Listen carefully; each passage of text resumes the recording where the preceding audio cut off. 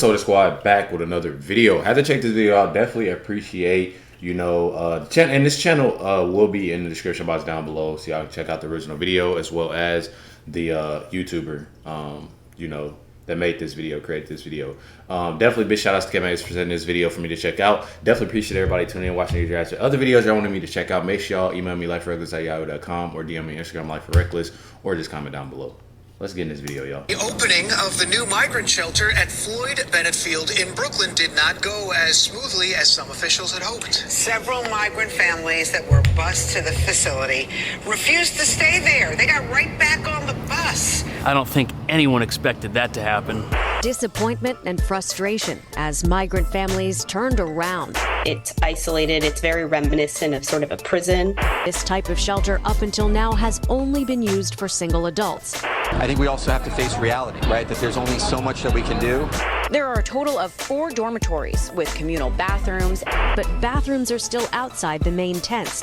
I do want people to know that we're out of space. 139,000 people have come to New York seeking asylum. Many arriving by bus right here to the Port Authority bus terminal. And 65,000 are still in the city's care, living in shelters. And every week, thousands more continue arriving with no guarantees of a place to stay, even though the weather is taking a turn for the worst. And that's because the mayor says the city is out of good housing options. And asylum seekers who saw the city's newest shelter were so horrified when they arrived that they turned around, got back on the bus, and left. And some of those folks were families with children. One bus driver is quoted as saying, "We were shocked when they turned around and left." Shocked. But once you see what the people on the bus saw, you'll know exactly why they wanted to get back on.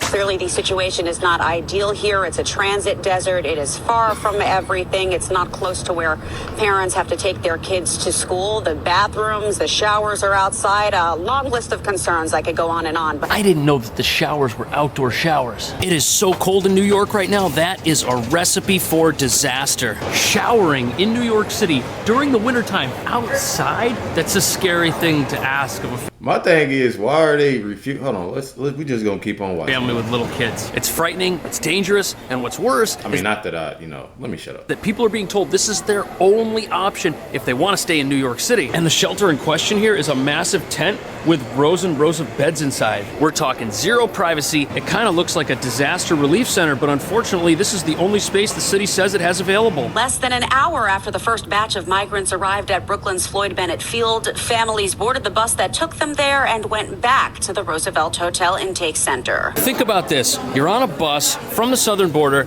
you get off, and you come outside, and the first thing you see is the middle of New York City and the New York Times building right there. People are taking pictures. It's incredible. All the buildings, all the lights, all the activity. It feels like you're in the center of the universe, and you are. And the expectation is that if you come all the way here, this is going to be where you're living, in a place like this. But that couldn't be further from the truth. Floyd Bennett Field's an old airfield. It's not the center of New York. Floyd Bennett Field was first proposed as a shelter site months ago. The former airfield space is owned by the federal government, but Governor Hochul is footing the $20 million bill. So Floyd Bennett Field is essentially as far away from the arrival point and the processing point as you can possibly get. That's why it was so shocking for the people who showed up there. Floyd Bennett Field is in eastern Brooklyn, over an hour and a half from the center of the city. It's pretty much in the middle of nowhere. There's no subway transit.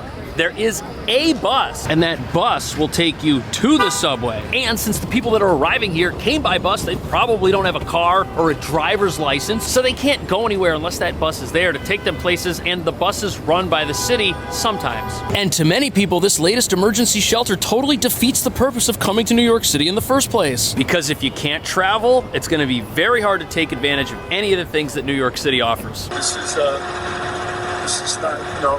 But that's the thing, like, we paying for it. That's how you know people want stuff free. Conditions, but we're managing prices. And and I said, you better than we need help. So it seems like everyone, including the mayor, agree that these are not the best conditions for people to live in during the winter, especially families with kids. Now, yes, this place is efficient. It's supposed to hold 2,000 people, but it's a decommissioned airfield owned by the federal government. And apparently it's susceptible to flooding. Plus, in order to open the site, the city wanted to approve it based on its own fire code, but there weren't enough working fire hydrants. And after months of delays, the federal government stepped in because it's federal property and opened the site in accordance with their own rules. Now look, nobody wants to be stuck and sequestered in the middle of nowhere. But there are so many people who've come to the city and need help that there's no more room to give everybody a spot in a hotel. And once you get off your bus at Floyd Bennett Field in the middle of nowhere, the exact opposite of Midtown Manhattan where you arrived, and you see that bus leave and you realize that you are stuck in that location, it's got to be the saddest, most stressful thing to realize that your autonomy, your ability to provide for yourself, to make your own decisions, is gone. This is literally all there is to look at. It's a big concrete slab. You see that little... Bro, you gotta, what mama you say, you gotta get what you get, don't throw a fit. I feel like that's, who was that? Who was sent to Floyd Bennett Center, picture on Sunday, but refused to stay, claiming the facility was not appropriate for children. It's, oh, hey, but that's the thing, though. That's the thing. This is just how I feel. The thing is, first off, we paying, you know, if I'm not mistaken. The second thing is why should, like, this being, I'm being so for real. Why should we accommodate? I feel like you should come over in the right, you know, the right way, the right manner. Why should you accommodate, you know, we got our own problem. We literally have veterans, and by all means, a lot of people, they are on, you know, obviously bad drugs, you know, but I gotta watch what I say. I know y'all probably like why he's spelling, but it's stuff, you know, that our veterans is going through. We don't even have this for the veterans, so why should we be accommodating some people that, you know? And by all means, I love everybody, I pray for everybody, all of that, but bruh, it's people literally going through it. It's Americans. I got family members that's going through it. I don't know, y'all. We're going to keep watching it, though. Little crib in there. This is one of the private areas for a family. And what's crazy is some families have to get back here to Midtown where their kids go to school. There's no school bus service. It's up to families to get themselves from this airfield an hour and a half away to the center of the city while relying on New York's unreliable subway and bus service. And on top of that, what if your English is still developing? What if you're a small kid and you're doing this in an unfamiliar environment? And what happens to families who decide to reject the shelter? What happens to them? Where do they go? To understand that, it's important to learn who the city decided would need to go to this new airfield shelter system and where those people were living before they were selected and sent there. I'm just saying, like, where else is they gonna go? I'm like being for real. Where else is they gonna go? Huh? I'm asking you. You tell me. Where else are they gonna go? They gotta go home. Where they gonna kick us out? I'm just being real, y'all. I'm not trying to be mean, but I'm just saying. Can't please everybody. Especially if it's free. Trying everything you can. We all, just because all these people is coming over, we gotta get apartments built, homes built. I'm just saying, y'all. I hope I don't get canceled for this, but I'm just there by bus. I'm willing to help anybody out. Y'all know I'm a person that do that. But I mean, it's a lot of ungrateful people out here. It's a lot of ungrateful people.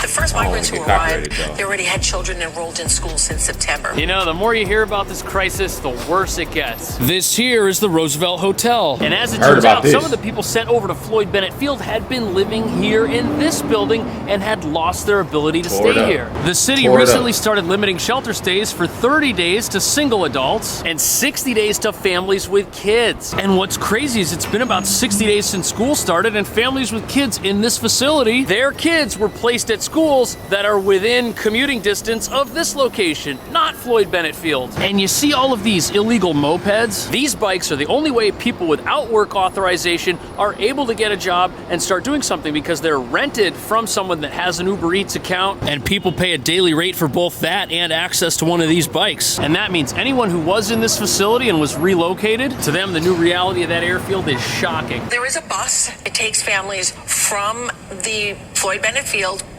area to Stillwell Avenue in Coney Island, and then they have to take the train from there. So I've got 2 little kids, one of whom is in school, and I cannot imagine changing up our entire morning routine because of a mid-school year move over an hour away. And not only is an hour and a half commute each way gonna be really— By all means, again, my dude, I get it. I completely do. And it's sad. But then again, if I ain't mistaken, bro, you American. You're not in a position to do that, and you blessed enough not to go through that. Now, I'm not saying, it's something that but by all means, for people to get on their feet, sometimes you got to make sacrifices. Obviously, protect your kids by all means. Kids, that's the number one. You got kids? Man, listen, I have my daughter, I literally, I think about this all the time. I had my daughter, right? And before that, when Chris got pregnant, me and Chris still together, by the way. Literally had my daughter, and before that, when found out she was pregnant, me and Chris had kind of like, we just got to know each other, like just met type. And I was like, we not ready for no kid. We young. And I got to thinking, I always tell people this, obviously I think the other way. I don't believe in abortion and all of that. I don't like it. But I had that thought in my mind back then. And when I had my daughter, everything changed. And it changed in a positive way. Everything changed. Like, it was the most beautiful thing in the world. And when you have a daughter, you become more overprotective. I don't care, man or woman. You get overprotective. Man, we got another daughter. Newborn. She only 2 months, though. Beautiful, both beautiful babies, and both girls. You already know. I'm a little crazy in the head, when it comes to, my girls. I don't like nobody talking to them a certain way. Nobody teaching them nothing. You know what I'm saying? All of it. But anyways, I get, dude, what he trying to say. And by all means, I love everybody. Prayers go out to a lot of people. But at the same time, you gotta grind. You gotta sacrifice. You gotta make sacrifices. And if I were a single parent with the other kid, this would just be so hard. I'd be getting up at 5:30 in the morning to get out of the house by 6:30, to get to school by 8 when it starts. And that's why so many folks are having a tough time with the new shelter arrangements. At best, you're a single adult, but you still can't work. It's in the middle of nowhere, and you can't rent a moped and do anything. You're just there. And my other thing, before we watch this video, what do y'all think was it like when they was in their country? Y'all obviously came over here. So that can't be too bad to wake up early and get going. How would it be where your home is?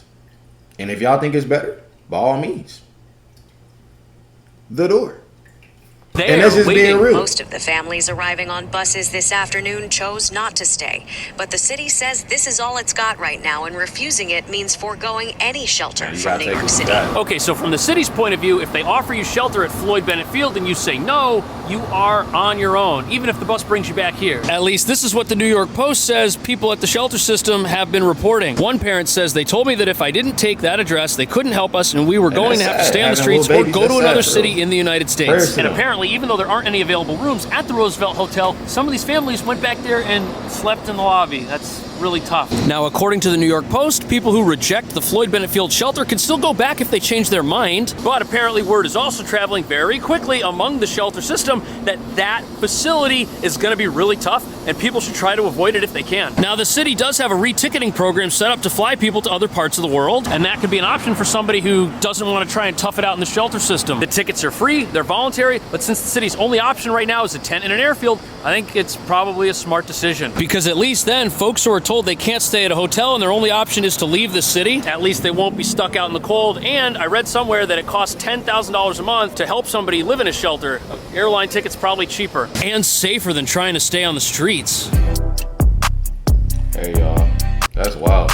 In New York City to help everyone who's here any longer. And at first when people came here, there weren't limits on the amount of time you could stay in the shelter, and the shelter wasn't a tent in an airfield somewhere. People traveled months expecting one thing, and now things are different, and it's freezing out. Nobody has done more for asylum seekers, for immigrants, for migrants than the city of New York. I think we also have to face reality, right? That there's only so much that we can do. It's almost like when people started this journey, there was this bright glimmer of hope at the end of it. A better education, food, shelter, healthcare, and opportunities to work and earn a living. But now that they're here, it's not 100% true for everybody. Getting a job here takes time because you've got to apply for federal work authorization. And for some reason, it's not something that everyone has been able to do. And honestly, even if you get a job, in 2023, New York City is not an easy place to be. New York has one of the highest costs of living in the entire country. And if someone comes here and English isn't their first language and they're lacking the kinds of skills that are of high demand right now in New York, it's gonna be really tough to meet a $5,600 a month rental price for an average apartment here. Plus inflation is real, which means food and basic necessities cost more now than they used to. On top of that, companies are cutting their hiring because the economy isn't what it used to be. It's tough for everyone right now, not just people who've recently arrived.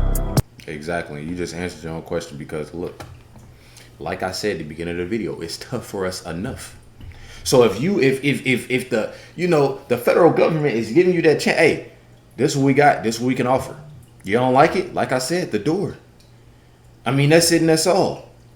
But at the same time, ain't we paying for this? I'm literally, and I ain't trying to be mean, you know? I ain't trying to be mean.